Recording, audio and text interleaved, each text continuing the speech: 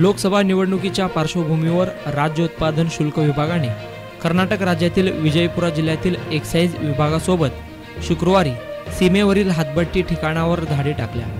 यामध्ये अक्कलकोट तालुक्यातील तडवळ, मुंडेवाडी व कोरसेगाव या बॉर्डर गावातील हातभट्टी ठिकाणांवर सामूहिक मोहीम राबविण्यात आली। या मोहिमेत राज्य उत्पादन शुल्क विभागाचे निरीक्षक नंदकुमार जाधव यांच्या पथकाने मुंडेवाडी तालुका अक्कलकोट येथे श्रीशैल लायप्पा शिरगुरे वय वर्ष 36 या इसमाच्या राहत्या घराजवळील शेतात 900 लिटर रसायन जप्त करून जागीच नष्ट केले।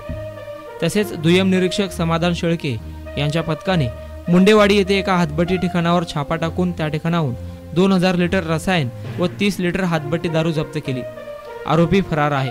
त्यांच्या पथकाने कोरसेगाव अक्कलकोट येथील एका शेतातील हातभट्टी ठिकाणावर छापा टाकून 1300 लिटर रसायन जप्त केले।